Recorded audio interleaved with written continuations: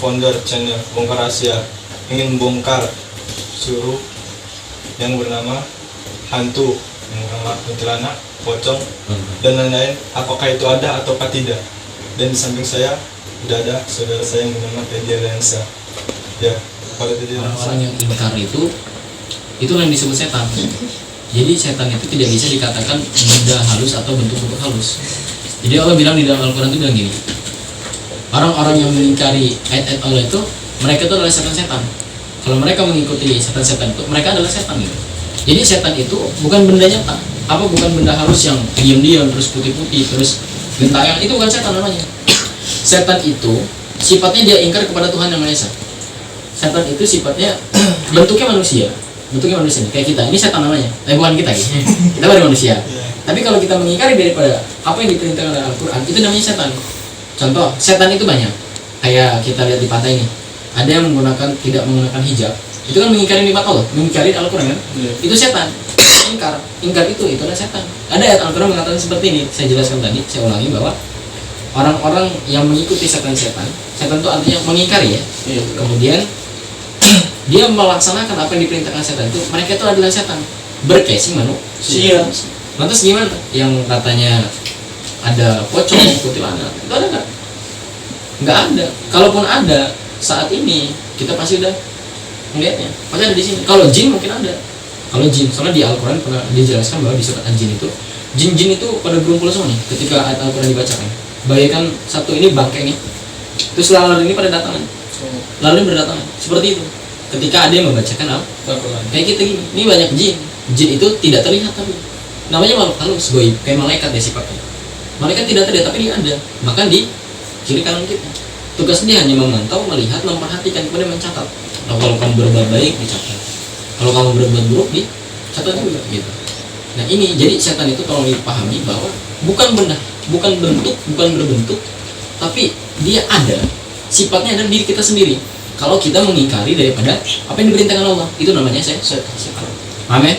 Nah itu setan. Coba barangkali ada pertanyaan. Jadi siapa yang bertanya? Soalnya saya kak. Iya. Kan saya bertanya, nama saya Wahyu. Iya. Jadi saya bilang tentang materi tadi, katanya itu ya bahwa kan nggak ada tuh ya setan itu kan sebenarnya yang makhluk halus itu. Nah kalau semisal nih kak, kan masih lah, misalkan kita dari kecil nih sudah diprogram menjadi orang yang takut. Oh itu ada hantu, ini hantu. Nah itu jadinya bagaimana kalau kita misalkan meyakini akan adanya itu, dan bagaimana itu kak? Terima kasih, ini pertanyaannya bagus. Jadi pertanyaannya itu kan ada program dari kecil tentang hantu itu. Nah, jadi kita harus tahu dulu, hantu itu aslinya itu nggak ada.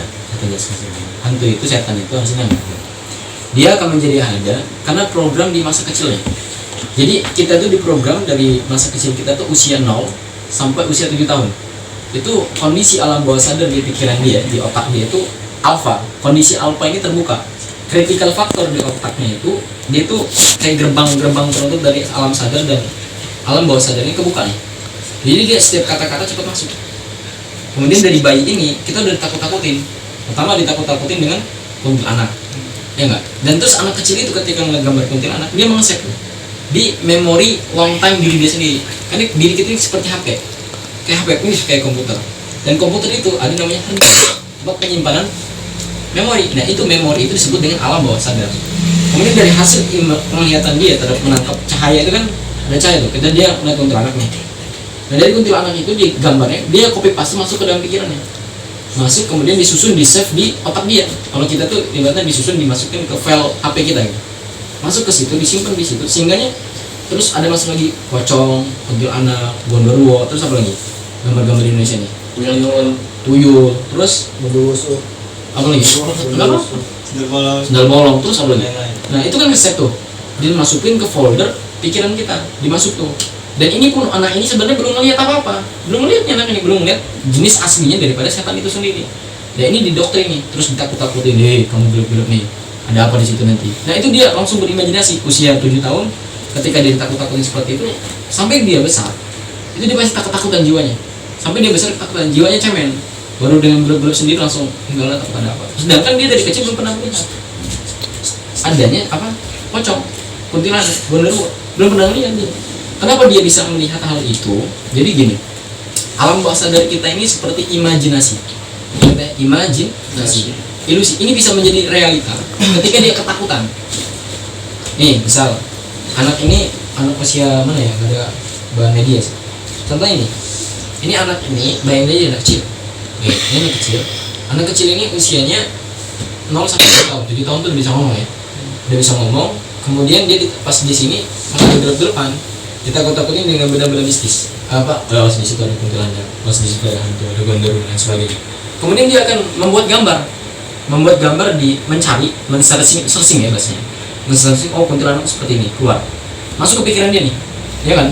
Dari memorinya, dari hard disk yang dia lihat folder-folder dicari, ketemu kuntilanaknya masuk pikiran. Oh kuntilanak itu gambarnya seperti ini. Terus diambil lagi, cari, diambil di sini ada gondoruo. Oh gondoruo itu gambarnya seperti ini. Ya enggak? Terus di sini ketika dia berada usia 17 tahun ke atas, 18 tahun ke atas, ini terakumulasi menjadi realita. Terakumulasi menjadi kenyataan. Pas ketika dia keluar atau dewasa ini udah usia 17 ke atas, dia akan menjadi realita, maksudnya wujudnya nyata gitu. Hasil dari resapan atau didikan orang tuanya dulu, atau enggak sekeliling-keliling kita atau kakak kita atau lingkungan kita itu biasa seperti itu, memasukkan memori atau gambar-gambar yang tidak sesuai dimasukkan di sini.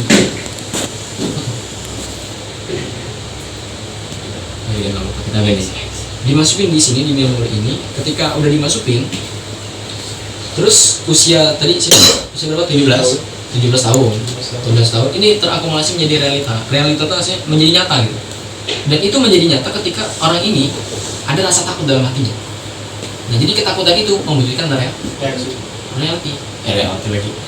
realita. Contoh misalkan ini anak ini udah usia 17 tahun, kalian usia berapa? 16 naik. Dulu kan pernah doktrin bahwa di situ gelap ada. Ya benar. Ya kan? Iya. Dan itu kan sedangkan kita belum pernah ngeliat setelah nyata kan? Iya. Udah belum?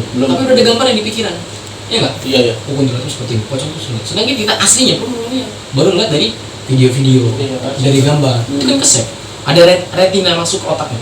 Masuk ke disimpan di situ di hard disk usia 17, 18 baru ke atas ketika dia dalam gelap nih. Kayak kita lagi gelap-gelapan nih. Lagi gelap seperti ini. Di sini nanti hatinya itu ketakutan. Di sini ini ada gelombang namanya.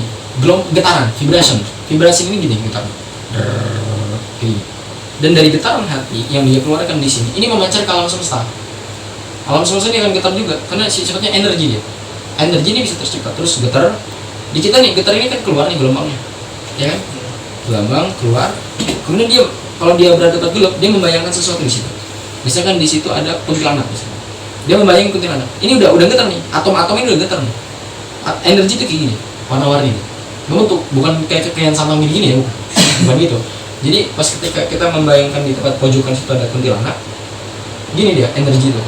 Kemudian diimajinasi dengan pikiran dia, di copy paste. Oh gambar kuntilanak seperti ini. Keluar, depil. Pas keluar, ada nggak? Ada. Kenapa ada? Jadi karena dia takut. Dia takut. Kemudian ada program waktu kecilnya. Waktu kecil dia itu yakin terhadap kuntilanak, pocong dan gondoruo. Ketika dia yakin itu, meyakini akan adanya itu, ya akan ada gitu. Terus ada pernah ngeliat nggak? Nih ada misalkan kayak Adit nih. Adit ngeliat nih pocong. Terus manggil kawannya, mana nggak ada gitu. Tapi Adit bisa ngeliat nih. Ada nggak pernah kejadian gitu? Karena mungkin nih yang Adit ngeliat karena dia yakin terakumulasi menjadi imajinasi dia, pikiran dia. Oh, kok bisa kayak gini? Gue ngeliat kok dia nggak ngeliat ya? Kenapa? Karena dia di program alam bawah sadarnya ada penyimpanan atau gambar-gambar seperti itu mewujudnya menjadi realita. Tapi orang yang nggak yakin, nggak punya program tentang di alam bawah sadar, nggak punya program tentang setan, nggak akan bisa melihat. Sama halnya setan ini adalah tiada dan ada dan tiada. Ada bagi mereka yang meyakini dan tiada bagi mereka yang tidak meyakini. Contoh, kuntilanak ini nggak ada di Jepang, nggak ada di Cina. Tapi orang Cina meyakini adanya vampir, maka adalah vampir. Kita tidak meyakini adanya vampir, ya kan? Jadi nggak ada vampir. Kita meyakini adanya kuntilanak, maka adalah kuntilanak. Ini proses tercipta dari situ. Proses yang pertama dari ketakutan. Kemudian ada proses di alam bawah sadar yang mata kecil dulu. Dimasukin tentang apa namanya kuntilanak, pocong, gondoruo sehingga jadi realita. Gitu. Itu tentang proses penciptaan pocong, kuntilanak dan sebagainya. Karena hasil ketakutan dan program dari masa kecilnya dulu, usia dari 0 sampai 7 tahun. Maka untuk kita yang punya adik atau punya anak nanti ke depannya, jangan pernah ditakuti anak-anak kita atau adik-adik kita itu dengan setan, kuntilanak, pocong dan sebagainya. Itu nggak baik. Untuk kedepannya jadi pengaruh psikologis itu kejiwaannya nanti ketakutan, cemen jiwanya. Baru ada gelap dikit langsung apa namanya dia takut tadi kan, langsung merinding dan sebagainya. Takutan dia, jadi nggak berani, mentalnya lemah. bayang. Jadi yang harus kita doktrin ke anak-anak kita nanti atau adik-adik kita itu harus berani lawan kegelapan. Tentu nanti ketika gede, ketika dia besar, dia berani gitu. Nah itu ya proses penciptaan dari pocong, kuntilanak dan sebagainya. Terus bagaimana kok bisa ada tuyul? Tuyul itu saya bilang tadi sama teorinya kayak gitu. Sebenarnya itu hasil dari pemikiran dia. Jadi kayak ilusi gitu dia, menciptakan dari pikirannya sendiri. Tapi orang lain tidak bisa melihat. Untuk mereka tidak percaya. Nah mungkin itu tentang pocong dan kuntilanak ya. Nah, semisal Kak, saya mau nanya lagi ya kan, tentang tadi itu kan sudah diprogram. Nah apabila yang diprogram udah sampai 7 kan udah terlanjur gitu. Nah itu bagaimana sih cara melupakannya gitu? Nah cara melupakannya pertama gini. Cara melupakan orang dia kan udah ada ini sih. Bisa HP mana? HP saya mana ya? Nah misal gini, contoh ini ya. Ini handphone. Handphone ini kita ini kan saya bilang tadi di awal bahwa kita ini seperti HP. Ya enggak? Jadi di HP ini ada namanya folder saya gitu ya. Ada folder itu tempat penyimpanan. Nah, penyimpanan itu bisa nggak di-delete? Bisa nggak? Nah, tadi pertanyaan sama. Bagaimana caranya menghapus atau memprogram itu semua? Satu bisa dengan di reset. Reset itu artinya diulang bisa dengan hipnoterapi. Hipnoterapi itu artinya memprogram alam bawah sadarnya lagi. Memprogram alam bawah sadar itu mendelete dari keyakinan dia yang salah. Itu bisa. Hipnoterapi itu bisa dengan relaksasi, kemudian tidak meyakini adanya itu. Ada banyak. Kemudian dari kajian ini kayak taklim, pembahasan tentang fenomena hantu. Nanti dia nggak meyakini dalam hatinya. Ketika hatinya nggak meyakini, dia berani, maka hilanglah kuntilanak, pocong dan sebagainya. Maka mereka yang takut sama kita. Gitu. Itu caranya ya. Pertama adalah ikut kajian, taklim, kemudian memahami esensi dari kuntilanak, pocong ini. Kita harus paham. Ini kenapa sih bisa tercipta? Nah, saya belajar dari Albert Einstein. Belajar hal yang demikian tentang fisika. Dia yang MTK itu kan, rambutnya ke belakang, itu ahli matematika, dia ahli fisika juga. Nah, saya belajar dari beliau bahwa inilah proses terciptanya hal-hal benar-benar wujud itu seperti ini. Ternyata itu semua ada dan tiada. Ingat ya sekali lagi, ada dan tiada. Ada bagi mereka yang meyakini, tidak ada bagi mereka yang tidak percaya. Ya. Terus tadi syarat untuk menghilangkan itu adalah mendelete lagi. Bisa dengan relaksasi, bisa dengan hipnoterapi, bisa juga dengan kajian. Kemudian kajian ini membahas tentang kayak gini nih. Jadi kan ini kan memberantas daripada keyakinan kita. Yang dulunya yakin adanya kuntilanak, terus sekarang nggak yakin lagi. Iya. Ya, pas nggak yakin inilah nanti ke depan pasti kan berani. Cobalah. Iya. Saya udah pengalaman dulu, saya yakin. Saya pernah ngeliat pocong soal. Ngeliat pocong udah, kuntilanak udah, tuyul pun udah, lari tuyul. Dan sekarang nggak pernah lihat lagi. Kenapa? Karena saya berani. Gitu. Ketika saya berani, dia takut, maka nggak ada. Gitu. Paham nggak? Paham. Nah ini, itu ya. Itu yang bisa. Ada lagi? Pertanyaan? Mas Agus.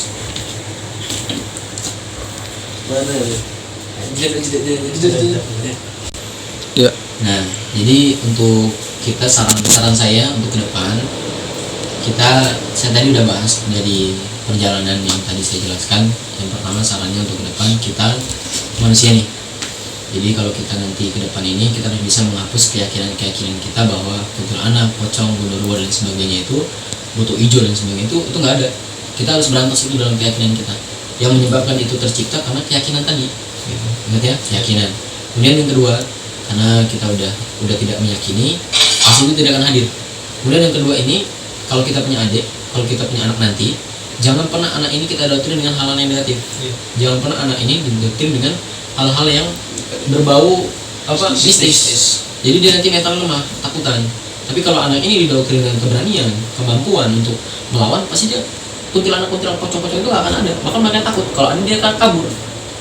Paham ya? Jadi kalau adik kita doktrin dengan ayo berani, lawan aja kuntilanak, pocong, lawan. Tapi jangan disebutin kuntilanak, pocong. Nanti dia menggambar mana tetap ya. Maksudnya kalau kita menakut-nakutin anak bayi atau anak kecil itu dengan kecoa, dengan luwing kayak yang dengan ular. Nah biar nanti ketika ada gelap-gelap dia berani.